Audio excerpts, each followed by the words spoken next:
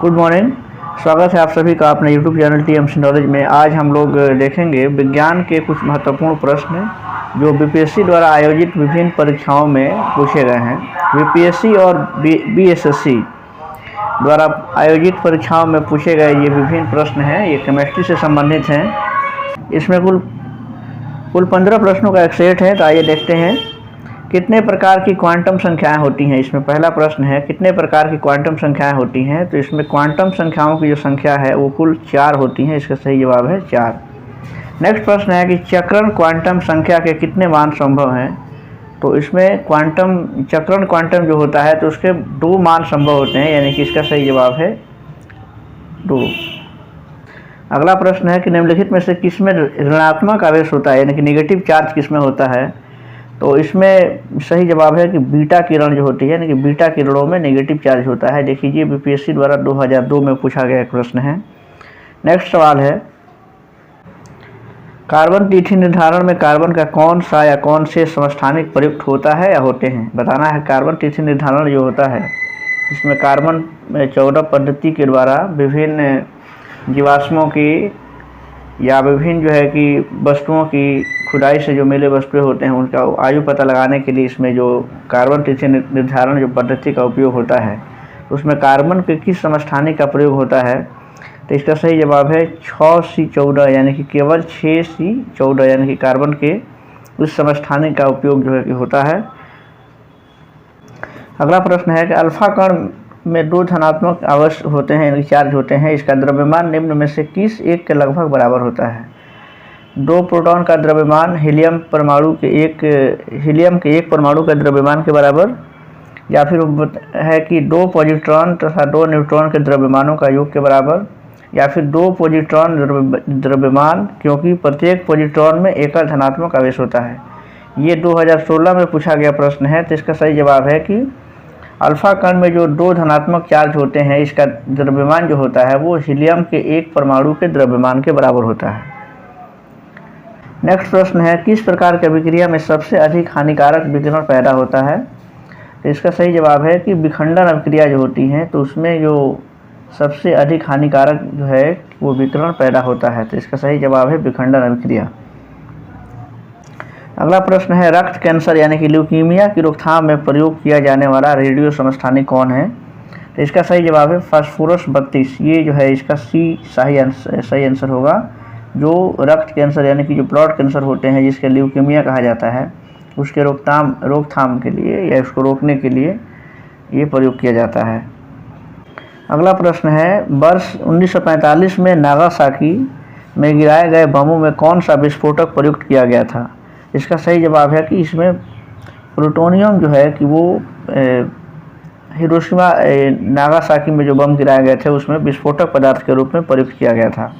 आपको पता होगा कि 1945 में द्वितीय विश्व युद्ध के दौरान नागासाकी यानी कि जापान का एक शहर है हिरोशिमा और नागासाकी पर जो बम गिराए गए थे, तो इसमें नागासाकी पर जो बम गिराए गए थे उसमें विस्फोटक के रूप में प्लूटोनियम का प्रयोग किया गया था, यानी कि इसका सही जवाब है सी।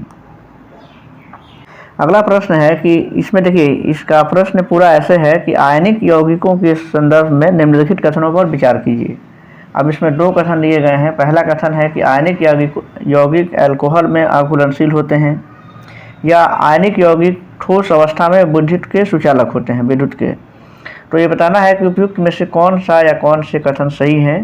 तो इसमें देखना है कि कौन सा कथन सही है। तो इसमें देखिए इसमें ये जो पहला कथन है कि आयनिक यौगिक अल्कोहल में अघुलनशील होते हैं तो ये सही है, यानी कि ये आयनिक यौगिक ठोस अवस्था में विद्युत के सुचालक होते हैं, ये गलत जवाब है, यानी कि इसका सही जवाब होगा केवल 1, यानी कि इसमें पहला कथन सिर्फ सही है। आयनिक यौगिकों के संदर्भ में ये विचार करना था कि इसमें कौन सा कथन सही है। नेक्स्ट प्रश्न है NaCl में यह बंध है। NaCl जिसे जानते हैं कि सोडियम क्लोराइड के नाम से जाना जाता है। NaCl यानी कि सोडियम क्लोराइड जिसे साधारण नमक भी कहते हैं, जो हम लोग अपने भोजन में खाने के रूप में यूज करते हैं। तो इसमें प्रश्न है कि NaCl में कौन सा बंध है, किस प्रकार का बॉन्ड पाया जाता है। तो देखिए NaCl जो होता है इसमें आयनिक यौगिक है ये एक प्रकार का, और इसमें आयनिक बंधन पाया जाता है। इस तरीके से इसका सही जवाब है ए, आयनिक बॉन्ड पाया जाता है, यानी कि आयनिक बंधन। देखिए अगला प्रश्न है कि प्लास्टर ऑफ पेरिस का रासायनिक सूत्र क्या है। प्लास्टर ऑफ पेरिस का रासायनिक सूत्र क्या है, जिसे पीओपी कहते हैं, और इसका उपयोग जो है वो टूटी हुई हड्डियों के शल्य चिकित्सा के लिए यूज होता है। इससे विभिन्न प्रकार की मूर्तियाँ बनाई जाती हैं। तो इसमें बताना है कि इसका रासायनिक सूत्र कितना है। तो इसका रासायनिक सूत्र है ये 2CH4 इंटू H2O, यानी कि ये कैल्शियम सल्फेट होता है। इसका सही जवाब है ऑप्शन बी। देखिए अगला प्रश्न भी उसी से है। प्लास्टर ऑफ पेरिस का रासायनिक, उसमें सूत्र पूछा था, इसमें पूछा है कि प्लास्टर ऑफ पेरिस का रासायनिक नाम क्या है। तो इसका सही जवाब है कैल्शियम सल्फेट हाइड्रेट, यानी कि इसका सही जवाब है option C. Calcium sulphate hydrate जो है वो प्लास्टर ऑफ पेरिस का रासायनिक नाम है।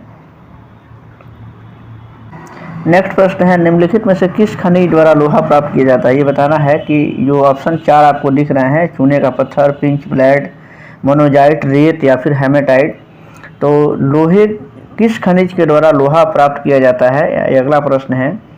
इसमें बताना है कि इसका सही जवाब क्या है। तो हम जानते हैं कि इसमें जो ये हेमेटाइट होता है ये लोहे का अयस्क है और लोहा की प्राप्ति इसी खनिज से होती है, यानी कि इसका सही जवाब है हेमेटाइट।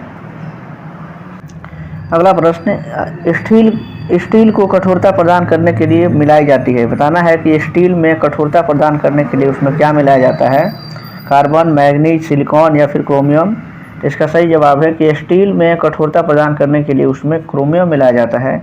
इसका सही जवाब है ऑप्शन बी। देखिए ये बीपीएससी द्वारा 1998 में पूछा गया प्रश्न है। अगला प्रश्न, लोहा का शुद्ध रूप क्या है। कच्चा लोहा, पीटवा लोहा, ढलवा या फिर स्टील। तो लोहा का जो शुद्ध रूप है वो क्या है उसको बताना है। तो लोहा का जो शुद्ध रूप होता है वो पीटवा लोहा है, यानी कि इसका सही जवाब है ऑप्शन बी। और इसका आखिरी प्रश्न है, यानी कि जो कुल 15वां प्रश्न है इसमें, कि जब लोहे की कील में जंग लगती है तो आयरन ऑक्साइड बनता है, ऐसी स्थिति में निर्मित होती है। ये बता रहा है कि जब लोहे की कील में जंग लग जाती है तो आयरन ऑक्साइड बनता है, और तब उसमें उस स्थिति में क्या निर्मित होता है। इसमें बताना है कि कील के भार में बिना कोई परिवर्तन हुए, कील के भार में कमी के साथ, यानी कि जो आयरन ऑक्साइड बनता है, और कील के भार व रंग में बिना कोई परिवर्तन हुए, या फिर कील के भार में बढ़त के साथ। तो ये जानते हैं कि जब लोहे पर जंग लगता है उसे आयरन ऑक्साइड कहते हैं, और उससे आयरन ऑक्साइड जो बनता है तो वो जो होता है उसमें कील का जो भार होता है वो बढ़ जाता है, यानी कि इसका सही जवाब है कि कील के भार में बढ़त के साथ जो है वो आयरन ऑक्साइड का निर्माण होता है, यानी कि वो बनती है। तो ये बीपीएससी द्वारा पूछे गए विभिन्न परीक्षाओं में, बीपीएससी और बीएसएससी द्वारा पूछे गए विभिन्न परीक्षाओं में कुछ साइंस के, यानी कि रसायन विज्ञान के महत्वपूर्ण प्रश्न थे। उम्मीद है ये काफ़ी आगे परीक्षाओं में भी काम आएगा।